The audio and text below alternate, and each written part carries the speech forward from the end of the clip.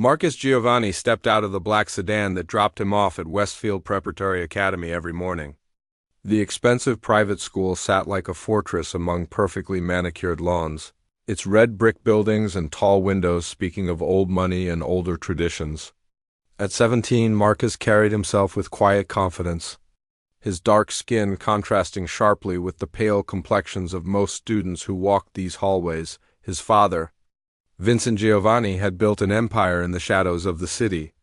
What the school administration knew was that Vincent was a successful businessman who owned several legitimate companies.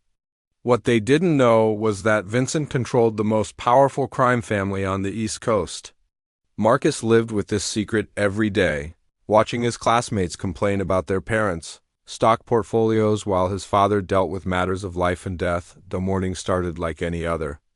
Marcus walked through the main entrance, his leather messenger bag slung over his shoulder, containing the same expensive textbooks and notebooks as everyone else. But unlike his classmates, Marcus also carried the weight of knowing that 3 bodyguards disguised as maintenance workers were always nearby, watching from a distance.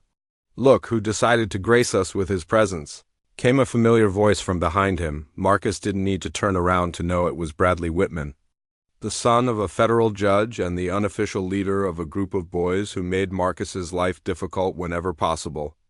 Bradley stood 6 feet tall with blonde hair and blue eyes that seemed to look right through people he considered beneath him. "Good morning." "Bradley," Marcus replied calmly, not breaking his stride toward his locker. "Good morning?" Bradley laughed, catching up to walk beside Marcus. "Man, you really think you belong here, don't you?" 3 other boys joined them in the hallway. There was Thomas Chun, whose family owned a chain of high-end restaurants, Michael Rodriguez, son of a prominent lawyer, and James Wilson, whose father was a city councilman. Despite their diverse backgrounds, they had found common ground in making Marcus feel unwelcome. Marcus reached his locker and began turning the combination lock. He had learned long ago that responding to their taunts only made things worse. His father had taught him that sometimes the strongest response was no response at all. "I heard your dad bought his way into another charity event," Thomas said, leaning against the locker next to Marcus. "Must be nice having dirty money to throw around." The comment made Marcus pause for just a moment. Thomas had no idea how close to the truth he was, but for entirely different reasons than he imagined. "My father works hard for everything he has," Marcus replied evenly, pulling out his history textbook. "Yeah, I bet he does," Bradley smirked. "What kind of work does he do again?" "Because nobody seems to know exactly." This was always their favorite game.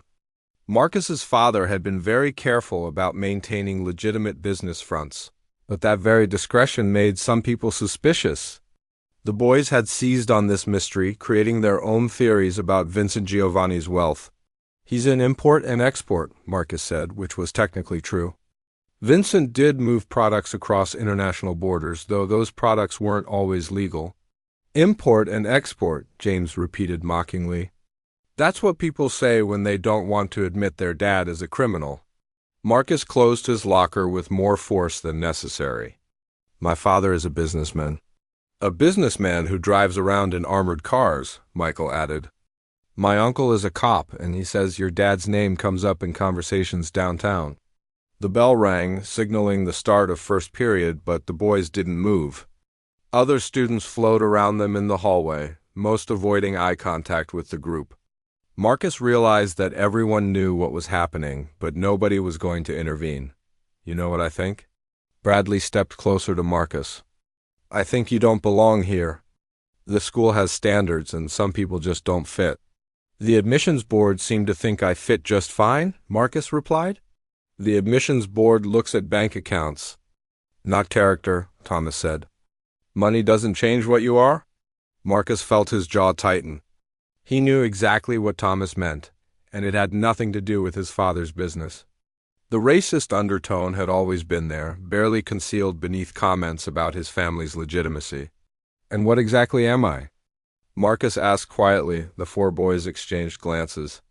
They were walking on dangerous ground, and they knew it. Westfield Preparatory had strict policies about discrimination. and they were smart enough not to say anything that could get them expelled. But they were also cruel enough to find ways around those policies. "You're someone who doesn't understand tradition," Bradley said carefully. "This school has a certain way of doing things." "A certain type of student?" "Students whose families have been here for generations," James added. Marcus understood the code perfectly. They were talking about race without saying the words directly. In their minds, Westfield Preparatory was meant for white students from old wealthy families, not for black students whose wealth was somehow suspect. "I need to get to class," Marcus said, shouldering his bag. "Of course you do," Bradley called after him as he walked away. "Wouldn't want to be late." "They might call your daddy." Marcus walked down the hallway, feeling the familiar burn of anger in his chest. He had dealt with racism before, but it was particularly cruel coming from these boys who knew nothing about struggle or hardship. They had been handed everything in life and still felt the need to take from others. In his first period history class, Marcus took his usual seat in the middle of the room. The teacher, Mrs. Patterson, was discussing the civil rights movement, which made the morning's encounter feel even more bitter. She talked about progress and equality while Marcus sat surrounded by students who clearly believed neither applied to him. "Can anyone tell me about the concept of institutional racism?" Mrs. Patterson asked. Several hands went up, but Marcus kept his down. He could have written a book about institutional racism, but he had learned that sharing his experiences only made him a target. Better to stay quiet and invisible. "It's when systems are designed to keep certain people out," said Sarah Mitchell, a girl who had always been kind to Marcus. "Like when schools or businesses have rules that seem fair but actually discriminate." "Excellent, Sarah. Can you give an example?" "Well, like if a school required families to donate a certain amount of money every year, but they made exceptions for families who had been there for generations. It would keep out new families who might be different." Marcus glanced around the room and saw several students shifting uncomfortably. Westfield Preparatory did exactly what Sarah had described, though they called it tradition rather than discrimination after class. Marcus was walking to his locker when he felt someone bump into his shoulder hard enough to make him stumble. His books scattered across the floor, and he looked up to see Bradley walking away with his friends, all of them laughing. "Oops," Bradley called over his shoulder. "Better watch where you're going." Marcus knelt to gather his books, and several students stepped around him without offering to help. Only Sarah Mitchell stopped to assist him. "Are you okay?" she asked, handing him his history textbook. "I'm fine," Marcus replied, though they both knew he wasn't. "They're idiots," Sarah said quietly. "Everyone knows it. Then why doesn't anyone say anything?" Sarah looked uncomfortable. "I guess because they're scared." Bradley's dad is a judge, and Thomas's family donates a lot of money to the school. Marcus nodded, understanding the reality of power and influence that ruled Westfield Preparatory. These boys could do almost anything without consequences because their families were untouchable. During lunch, Marcus sat alone at a table near the windows, reading while he ate. He preferred solitude to the awkwardness of trying to find a group that would accept him. Most students weren't actively hostile like Bradley and his friends, but they weren't particularly welcoming either. He was halfway through his sandwich when Bradley's group approached his table. They didn't sit down, just stood around him like vultures circling prey. "Eating alone again?" Bradley observed. "That's so sad." "Maybe he's waiting for his bodyguards to join him," Thomas suggested. Marcus looked up from his book. "What are you talking about?" "The maintenance guys who follow you around," James explained. "Did you really think we wouldn't notice?" Marcus felt a chill run down his spine. His father's security measures were supposed to be invisible, but apparently they weren't invisible enough. "I don't know what you mean," Marcus said. "Sure you don't," Bradley laughed. "The same three guys who just happen to be working wherever you are.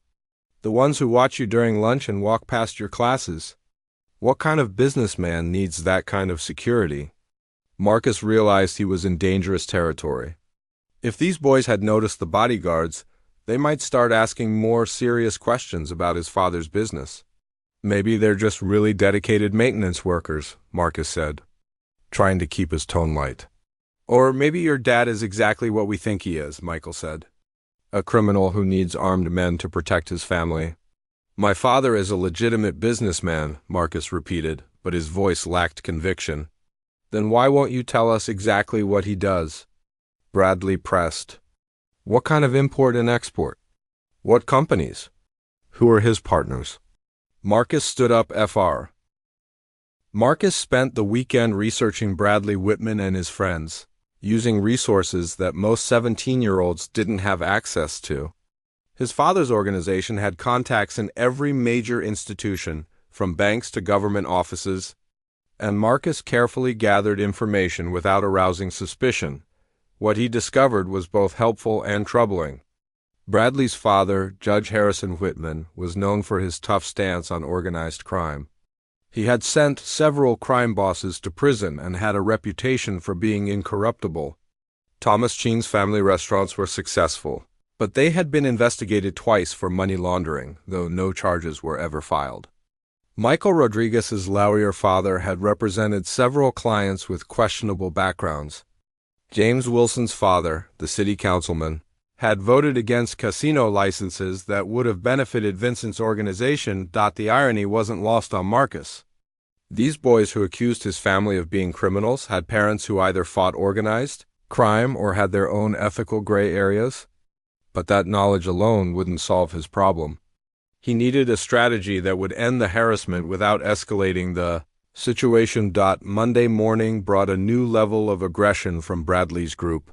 Marcus was at his locker before first period when Thomas approached him with a newspaper in his hand.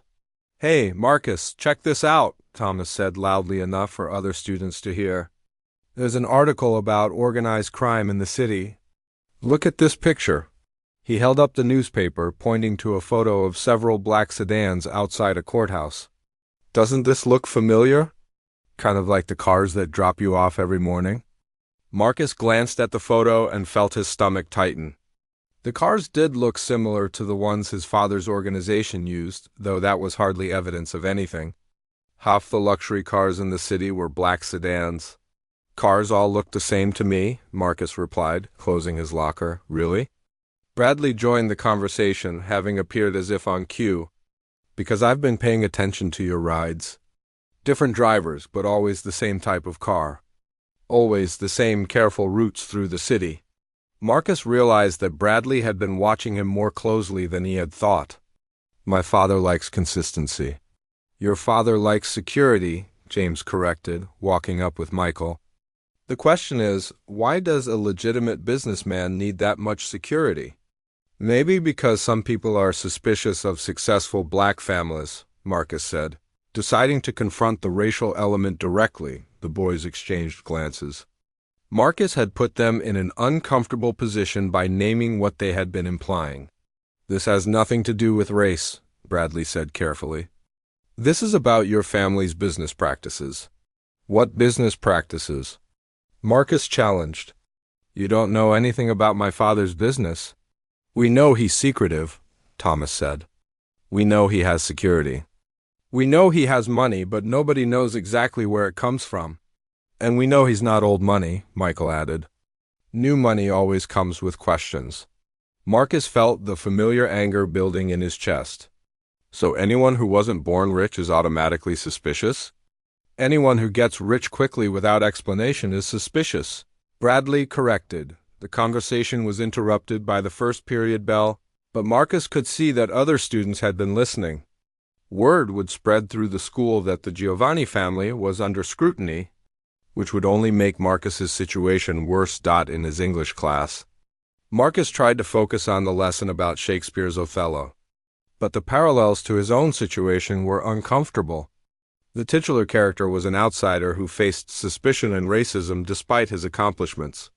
The irony of studying such a relevant text while living through his own version of discrimination wasn't lost on him. Can anyone tell me why Iago is able to manipulate Othello so successfully? Asked Mr. Davidson, the English teacher. Several students raised their hands. But Marcus found himself speaking without being called on. Because Othello is already insecure about being different, Marcus said. Iago just exploits insecurities that were already there. Mr. Davidson nodded approvingly. Excellent analysis, Marcus. Othello's position as an outsider makes him vulnerable to manipulation. Marcus felt several students looking at him with new interest. His comment had revealed more about his own situation than he had intended. After class, Sarah Mitchell caught up with him in the hallway. That was a really insightful comment about Othello, she said. Thanks. Are you okay? You seem stressed lately. Marcus considered confiding in Sarah, but decided against it. The fewer people who knew about his problems with Bradley's group, the better. Just the usual teenage stuff, he said. Sarah didn't look convinced, but she didn't press the issue. If you ever want to talk, I'm a good listener. At lunch, Marcus was surprised to find someone sitting at his usual table. David Kim was a quiet student who rarely spoke in class but consistently earned top grades. He was one of the few other non-white students at Westfield, though his family had been in America for 3 generations. Mind if I sit here? David asked, though he was already seated. It's a free country, Marcus replied, sitting across from him. I heard about this morning, David said quietly. Bradley and his friends giving you a hard time about your family. Marcus was cautious. What about it? They used to do the same thing to me when I was younger. Asked a lot of questions about my parents' restaurant business, made comments about whether I belonged here. What did you do? I ignored them until they found someone else to bother, David said. But your situation is different. How so? David leaned forward and lowered his voice. Because they're not going to stop. They've decided you're their project. Marcus felt a chill of recognition. What makes you say that? Because I've been watching. This isn't random harassment. They've been planning this campaign against you. What do you mean, planning? David pulled out his phone and showed Marcus a group chat screenshot. My cousin goes to Bradley's country club. She sent me this. Marcus read the messages with growing alarm. Bradley had created a group chat called Giovanni Investigation, where he and his friends shared observations about Marcus and his family. They had photos of the cars that dropped Marcus off, license plate numbers, and even speculation about which men might be bodyguards. They're building a case, David explained. They want to prove your father is connected to organized crime. Marcus handed back the phone, his mind racing. Why are you showing me this? Because what they're doing is wrong, and because I know how it feels to be targeted. Marcus studied David's face, trying to determine if he could be trusted. What do you want from me? Nothing. I'm just giving you a heads up that this is bigger than random bullying. That afternoon, Marcus decided to skip his usual after-school activities and follow Bradley's group from a distance. He wanted to understand their routine and figure out how much they actually knew about his family. He watched as they gathered in the parking lot after school, standing around Bradley's expensive convertible. From his hiding spot behind another car, Marcus could hear fragments of their conversation. My dad ran the license plate numbers, James was saying. The cars are registered to shell companies. Shell companies are how criminals hide their assets, Thomas added. My uncle's an accountant, and he says legitimate businesses don't need that many layers. We need more evidence, Bradley said. Photos, documents, something concrete? What about his house? Michael suggested. We could drive by and see what kind of security they have. Marcus felt his blood run cold. If these boys started surveilling his family's home, they would discover things that would put everyone in danger. His father's enemies would love to have intelligence about the Giovanni family's security arrangements. That's too risky, Bradley replied, much to Marcus's relief. But we can keep watching him here at school. Marcus waited until the boys drove away before heading to his own pickup location. His mind was spinning with the implications of what he had overheard. Bradley's investigation was more sophisticated than he had realized, and it was only a matter of time before they uncovered something that would expose his father's real business. That evening, Marcus sat in his room staring at his homework but unable to concentrate.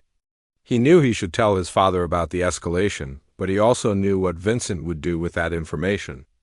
Marcus could imagine Bradley and his friends disappearing one night, their bodies never found, their families left to wonder what had happened. The thought made him sick.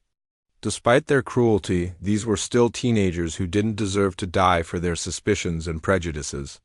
But Marcus also knew that his father's patience had limits, especially when it came to threats against the family. His phone buzzed with a text message from an unknown number.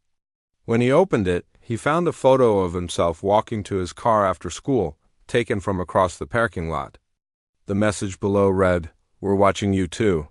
Marcus deleted the message immediately, but the damage was done. Bradley's group had escalated from passive observation to active intimidation. They were playing a dangerous game with people who played for much higher stakes. The next morning, Marcus arrived at school to find a small crowd gathered around his locker. As he approached, he saw that someone had taped newspaper clippings about organized crime to his locker door. The headlines were sensational. Marcus spent the next 2 days carefully planning his counterattack. He met with David, Lisa, and Roberto during lunch periods and after school, developing a strategy that would neutralize Bradley's investigation without escalating to violence. The clock was ticking, and Marcus knew that his father's patience would run out exactly when he said it would. "We need to hit them all at the same time," Roberto explained during their planning session in the school library. "If we expose one family's secrets, the others will close ranks and defend each other. But if we reveal something about each of them simultaneously," Lisa added, "they'll be too busy defending themselves to continue attacking Marcus."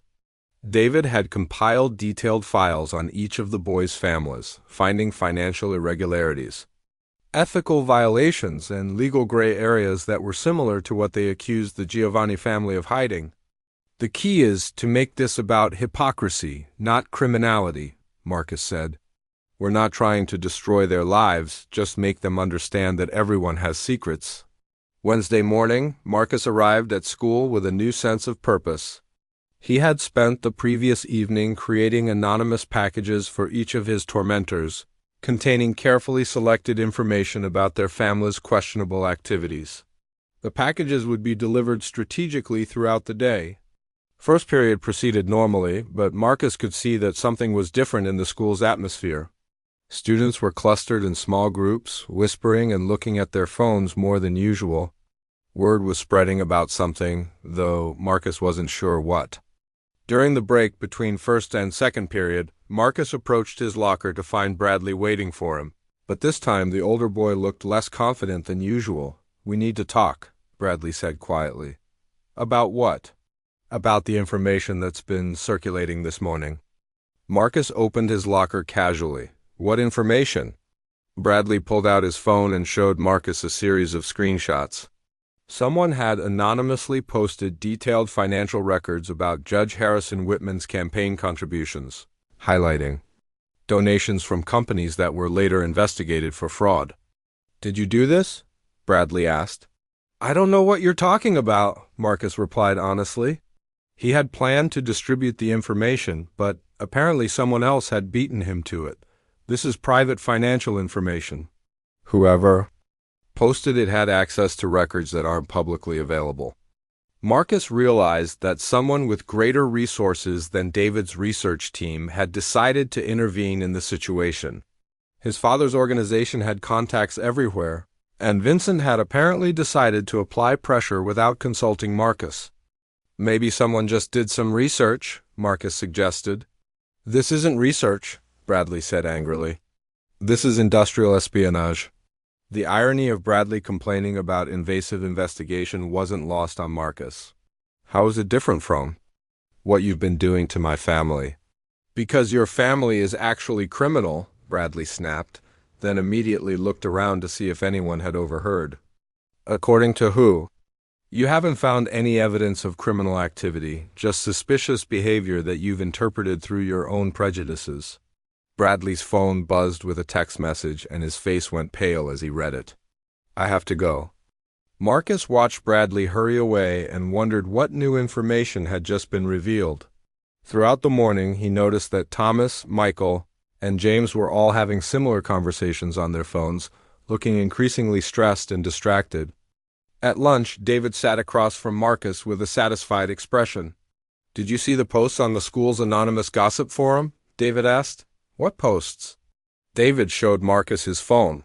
where an anonymous account had posted detailed information about each of Bradley's friends' families. Thomas Ching's family restaurants had received multiple health code violations and had been investigated for hiring undocumented workers. Michael Rodriguez's father had represented clients connected to money laundering operations and had received payments that weren't properly reported to the IRS. James Wilson's father had voted on city contracts that directly benefited his campaign contributors. "This is more detailed than what we found," Marcus observed. "Much more detailed. Whoever did this had access to sealed court records, confidential business documents, and private financial information." Marcus felt a growing unease. This level of information could only come from someone with serious connections to law enforcement, government agencies, and financial institutions. His father's organization was apparently more involved than Vincent had let on. "David, we need to be careful. This situation is getting out of hand." "What do you mean?" Marcus couldn't explain that his father's criminal organization was now actively involved without revealing family secrets that could put David in danger. "I mean that whoever did this has resources that could make things very complicated for everyone involved." That afternoon, Marcus was surprised to receive a text message asking him to meet with Bradley's group after school in the library. The message was polite and formal, very different from their usual confrontational approach. When Marcus arrived at the library study room, he found all four boys waiting for him. Their usual arrogance was gone, replaced by something that looked like fear. "Thank you for coming," Bradley said, gesturing for Marcus to sit down. "What's this about?" Thomas leaned forward across the table. "We want to call a truce." Marcus studied their faces, trying to understand what had motivated this sudden change. "What kind of truce?" "We stop investigating your family and you stop investigating ours," James explained. "I never said I was investigating your families." "Maybe not," Michael said, "but someone is. Someone with access to information that could destroy our parents' careers." Marcus realized that they believed he was responsible for the morning's revelations. They didn't understand that the Giovanni family had resources far beyond what a high school student could access. "What makes you think I have anything to do with those posts?" "Because they appeared right after our confrontations escalated," Bradley explained. "The timing isn't a coincidence." Marcus considered his options. He could deny involvement, which was technically true, or he could allow them to believe he had access to powerful allies, which was definitely true. "What exactly are you proposing?" Marcus asked. "We leave each other alone," Thomas said simply. "No more questions about your family, no more harassment, no more investigation. And in return?" "No more exposure of our family's business," James replied. Marcus realized that these boys had finally encountered something they feared more than the possibility of criminal activity at their school. They were afraid of having their own family's secrets exposed, afraid of losing the privileged positions they had always taken for granted. "I'll consider your proposal," Marcus said, "but I have some conditions." "What conditions?" Bradley asked nervously. "First, you stop spreading rumors about my family to other students. Second, you publicly acknowledge that your accusations were based on suspicion rather than evidence. Third, you treat me with the same respect you show other students." The boys exchanged glances. Marcus was asking them to admit they had been wrong and to treat him as an equal, which was exactly what their prejudices had prevented them from doing. "That's reasonable," Bradley said after a moment. "We can do that." "Good, then we have an agreement." As Marcus left the library, he felt a mixture of relief and concern. The immediate threat to his safety was over, but the intervention of his father's organization meant that the situation was far from resolved. Vincent Giovanni didn't make threats lightly, and the boys' families were now on his radar in ways they couldn't imagine. That evening, Marcus found his father waiting for him in the study when he arrived home. "How was school today?" Vincent asked. "Better than usual. The boys who were causing problems want to negotiate a peace agreement." Vincent smiled slightly. "I'm sure they do. Fear is a powerful motivator." "Dad, what exactly did you do?" "I made some phone calls. Asked some friends to look into the backgrounds of the families involved." Marcus knew that his father's friends included people in law enforcement, Government agencies and financial institutions who provided information in exchange for favors or money? Those boys' families could have their lives destroyed by what you found. Yes, they could, Vincent agreed. Just like our family could be destroyed by a federal investigation. Marcus understood the logic, but he was troubled by the implications. So now we're all blackmailing each other? We're all understanding each other, Vincent corrected. Understanding that everyone has vulnerabilities and everyone has reasons to maintain peace. Over the next few days, Marcus watched as Bradley's group kept their promise. The harassment stopped completely, and they even made polite conversation when their paths crossed in the hallways. Other students noticed the change but couldn't understand what had caused the sudden peace between former enemies. Sarah Mitchell approached Marcus after English class on Friday. I don't know what happened between you and Bradley's group, but I'm glad they're leaving you alone, she said. Thanks, it was just a misunderstanding that got out of hand. It seemed like more than a misunderstanding. They were really convinced your family was involved in something illegal. Marcus chose his words carefully. People see what they want to see. Sometimes. The federal investigation moved quickly. Within days, Agent Sarah Chun and her team had traced the cyber attacks to a sophisticated network of hackers who specialized in corporate espionage and information warfare. What they didn't realize was that this network was funded and directed by Vincent Giovanni's criminal organization. Marcus watched the news coverage with growing dread. The FBI had announced a major investigation into organized crime's use of cyber warfare to intimidate federal officials and manipulate legal proceedings. Judge Harrison Whitman's withdrawal from the organized crime case was now being treated as evidence of a broader conspiracy to obstruct justice. At school, Marcus found himself in an impossible position. Bradley and his friends had stopped their harassment, but they were now terrified that their families would be destroyed by the federal investigation. Other students treated Marcus with a mixture of fear and curiosity, unsure whether he was a victim or a perpetrator. This is insane, David Kim said during lunch on Wednesday. The FBI thinks your father runs a criminal organization that attacks federal judges. What do you think? Marcus asked quietly. David studied Marcus's face. I think you're scared of what they might find. Marcus couldn't deny it. Every day that the investigation continued increased the likelihood that Agent Chun would uncover evidence of Vincent's real business activities. David, I need you to promise me something. If this investigation leads to my family being arrested, I want you to remember that I never asked for any of this. What are you talking about? I'm talking about the possibility that my father really is what Bradley always said he was. David was quiet for a moment. If your father is a criminal, does that make you one too? It was the question that haunted Marcus every night. I don't know. I've never broken any laws, but I've benefited from money that might have come from illegal activities. That's not the same thing as being a criminal yourself. Tell that to the FBI. That afternoon, Marcus received a text message from Bradley asking to meet privately after school. When Marcus arrived at the designated classroom, he found Bradley waiting alone, looking exhausted and worried.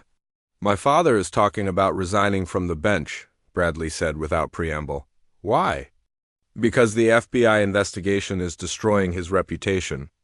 Even if they don't find evidence of wrongdoing, the speculation is enough to end his career. Marcus felt a stab of guilt.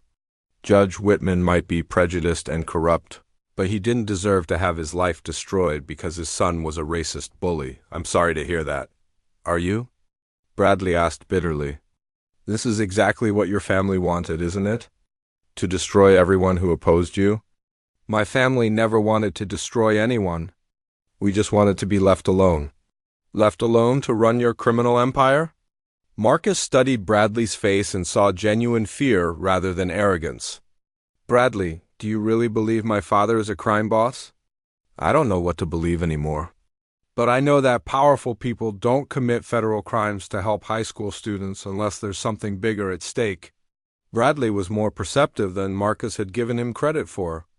The teenager had stumbled onto something real, even if he didn't understand the full implications. What do you want from me? Marcus asked. I want you to tell your father to call off the investigation. My dad made mistakes, but he doesn't deserve to have his life destroyed. I don't control what the FBI does. No, but your family does. Everyone knows that Judge Whitman withdrew from the organized crime case because of pressure related to this investigation. Your father got what he wanted. Marcus realized that Bradley understood more about the situation than anyone had suspected. The teenager had connected the dots between the cyber attacks, his father's withdrawal from the case, and Vincent Giovanni's criminal organization. Bradley, you're making assumptions based on coincidences, am I? Let me tell you what I think happened. My friends and I started investigating your family because we thought you didn't belong at our school. We made racist assumptions and tried to prove that your money was dirty. Your father found out about our investigation and decided to teach us a lesson. He used his criminal contacts to hack into our family's private records and expose information that could destroy our parents' careers. Then he leaked information that forced my father to withdraw from a case that was threatening his organization. We're not the victims here, Marcus. We're collateral damage in a war between your family and law enforcement. Marcus was stunned by the accuracy of Bradley's analysis. You're giving my family a lot of credit for sophistication. Because they are sophisticated. This wasn't random revenge, Marcus. This was strategic warfare. That evening, Marcus confronted his father in the study. Vincent was reviewing financial reports, but he looked up when Marcus entered. We need to talk about the FBI investigation, Marcus said. What about it? They're going to trace the cyber attacks back to your organization. Vincent set down his papers. That would be very difficult to prove, but not impossible. Marcus, I've been avoiding federal prosecution for 20 years. I know how to cover my tracks. Marcus sat down across from his father's desk. Dad, Bradley Whitman figured out what really happened. If a high school student can connect the dots, so can federal agents. Vincent's expression grew serious. What exactly did young Mr. Whitman figure out? Marcus repeated Bradley's theory about the strategic nature of the cyber attacks and their connection to Judge Whitman's withdrawal from the organized crime case. He's surprisingly intelligent, Vincent observed. Perhaps we underestimated him. The point is that he knows too much. And if he knows, other people will figure it out too. Vincent was quiet for a moment, and Marcus could see his father's mind calculating risks and options. There are ways to handle people who know too much, Vincent said finally. Marcus felt his blood run cold. Dad, you can't hurt Bradley. He's just a kid who made some stupid mistakes. He's a threat to our family's security. He's a 17-year-old boy whose father is about to lose his career because of us. If anything happens to Bradley, the FBI will know we're responsible. Vincent studied his son's face. You care about this boy who has tormented you for months. I care about not becoming the kind of people who hurt children to protect themselves. In my business. Marcus, sentiment is a luxury we can't afford. Marcus leaned forward. Then maybe it's time to consider a different business. The suggestion hung in the air between them. Vincent Giovanni had built his criminal empire through violence and intimidation, but he had also built it to provide a better life for his family. If that empire was now threatening his son's moral development, perhaps it was time to reconsider priorities. What are you suggesting? Vincent asked. I'm suggesting that we find a way to end this situation without anyone getting hurt. Bradley and his friends learned their lesson about making racist assumptions. The FBI investigation can't prove anything if we don't give them more evidence. Everyone can walk away from this. Vincent considered his son's words. And what about Judge Whitman's withdrawal from the organized crime case? That was the whole point of this exercise. Maybe winning that way isn't worth what it cost. Vincent was quiet for a long moment. You're asking me to change the way I've done business for decades. I'm asking you to consider whether the old ways are still worth it. The next morning, Marcus was surprised to find Agent Chun waiting for him in the school parking lot. I need to speak with you again, she said, approaching as he got out of the car. About what? About your father's business associates. specifically about which of them might have the technical skills to execute sophisticated cyber attacks. Marcus realized that the investigation was closing in on his family. I don't know anything about my father's employees' technical skills. Marcus, we know that these attacks were professionally executed. We know they specifically targeted families who were harassing you. And we know that your father's business requires the kind of information security that would employ expert hackers. Agent Chun was building a compelling case based on circumstantial evidence.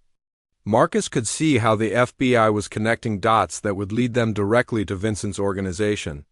Even if that's true, it doesn't prove my father was involved. No, but it gives us probable cause to get warrants. We're going to search your father's offices, examine his computer systems, and interview his employees. Marcus knew that such a search would uncover evidence of crimes far more serious than cyber attacks.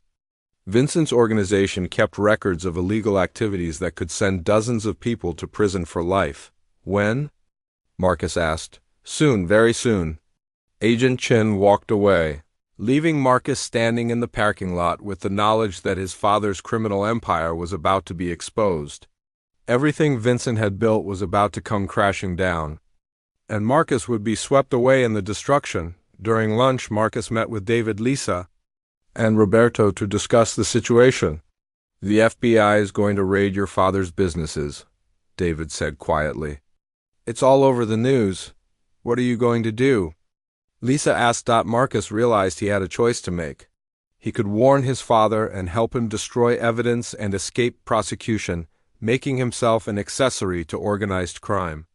Or he could allow the investigation to proceed and watch his family be destroyed by the consequences of their own actions. 6 months after Vincent Giovanni's arrest, Marcus found himself living in a small apartment with his maternal aunt, Rosa, who had moved from Italy to care for him during the legal proceedings. The mansion had been seized by the federal government, along with most of the family's assets. Marcus wore clothes from discount stores instead of designer brands, and took public transportation. Instead of being driven in armored sedans, the transformation had been jarring but also liberating. For the first time in his life, Marcus didn't have to worry about protecting family secrets or living up to the expectations that came with being a crime boss's son. He was just another teenager trying to figure out his future. At Westfield Preparatory, the dynamic had shifted completely. The school administration had initially worried about the negative publicity from having a Mafia family's child enrolled. But Marcus's cooperation with federal investigators had painted him as a victim rather than a perpetrator. Still, many students weren't sure how to treat him. How are you adjusting to everything? Sarah Mitchell asked as they walked together after English class. It's strange, Marcus admitted. 6 months ago, I had everything money could buy. Now I shop at thrift stores and work part-time at a bookstore to help my aunt pay rent. Do you miss it? The wealth, I mean. Marcus considered the question carefully. I miss feeling secure, but I don't miss wondering whether the money came from someone getting hurt. Sarah nodded. I can't imagine how hard it must have been, knowing what your father was doing. The hardest part was not knowing how much I was supposed to know. My father tried to protect me from the details, but I grew up around violence and crime even if I didn't see it directly. They reached Marcus's locker, where he found a small envelope taped to the door. Inside was a handwritten note from Bradley Whitman. Can we talk? Marcus showed the note to Sarah, who frowned with concern. What do you think he wants? I guess I'll find out. Marcus found Bradley waiting in the same classroom where they had negotiated their truce months earlier. But this time, Bradley looked genuinely humble rather than fearful. Thank you for coming, Bradley said, gesturing for Marcus to sit down. What's this about? Bradley pulled out a folder filled with newspaper clippings about the Giovanni investigation and trial proceedings. I've been following your father's case. The prosecutors say his organization was responsible for millions of dollars in fraud, dozens of violent crimes, and corruption throughout the city government.